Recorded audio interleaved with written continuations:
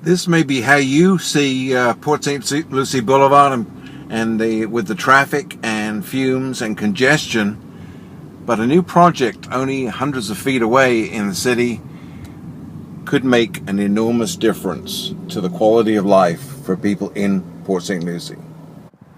Hi, I'm Anthony Westbury from TC Palm. I'm in Port St. Lucie today to show you, give you a glimpse of a new park project the city is planning. Should be finished, if all the money comes in on time, within about 3 years, and it should offer, when it's complete, a lot more access to the waterfront in Port St. Lucie to residents and visitors alike. Only a few hundred feet away from the hustle and bustle of Port St. Lucie Boulevard is a tranquil scene on the North Fork of the St. Lucie River.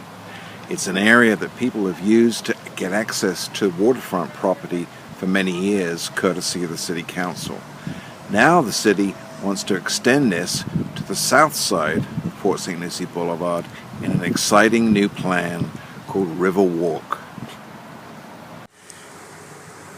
At the moment, the boardwalk extends north of the bridge and terminates right at the foot of the bridge.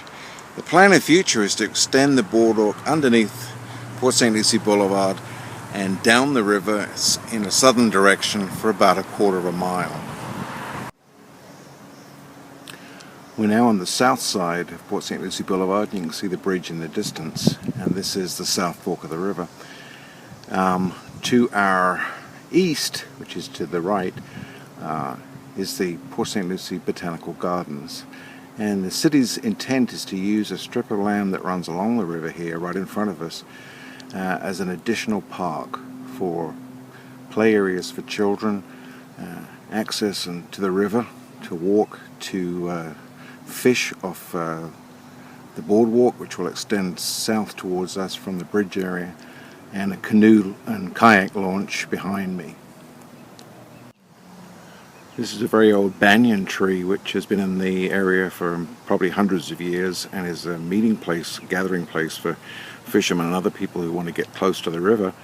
It will form part of the new park, and just beyond it is intended to have a small amphitheater where musicians could play and art shows could be held in this general area. It's used by families at the moment and to look out over the river. And the new park property runs all the way down to those condominiums in the distance. The southern end of the site is, as you can see from behind me, fairly impenetrable vegetation, and the city intends to leave it that way largely, and they call it a conservation tract, and that's the unspoilt part of the park. In the future will have trails which will be accessible from the botanical gardens to the north, from the river over to the west, but it will remain pretty much like this, palmetto, scrub, and pretty much dense undergrowth. So it'll be a place you'll still be able to get lost in the future.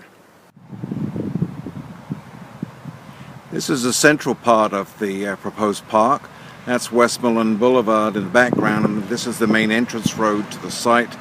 It's how you get to the botanical gardens ahead of us at the moment, and it will open up into a park area right where the road now makes a big curve to the right.